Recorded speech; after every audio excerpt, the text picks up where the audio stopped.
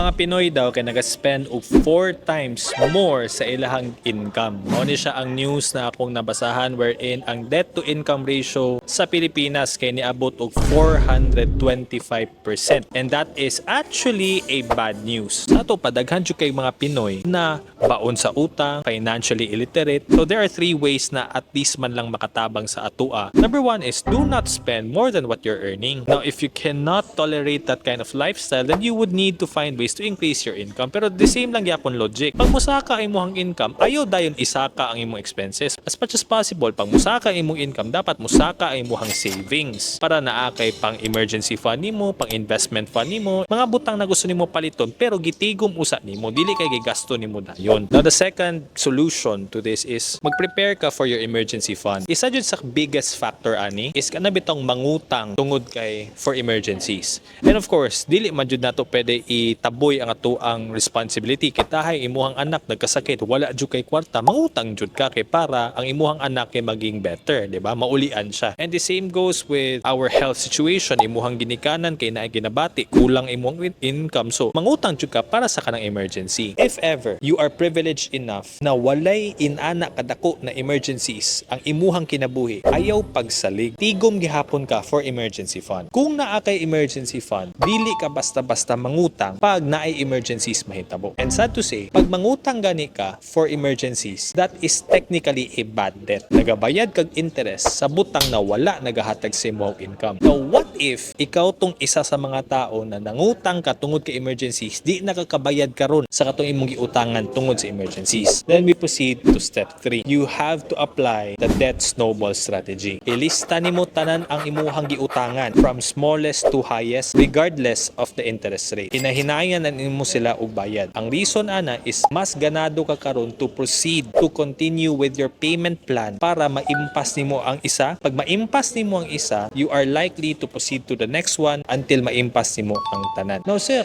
kung saan man ako pagbayad sa kong utang, kulang gani kong income, mauto ng utang ko. Then you also have to increase your income jud. Reduce your expenses, try nimo eradicate ang mga butang na dili nimo kinahanglan, and pasak-an nimo ang imuhang income by offering your skills to the marketplace. So hopefully moabot ang panahon na ang debt to income ratio nato sa Pilipinas kay dili na inani kadako, hopefully munaog pa siya. Unsa imong thoughts about the debt to income ratio nato na 425% or Filipinos are spending 4 times more of their income?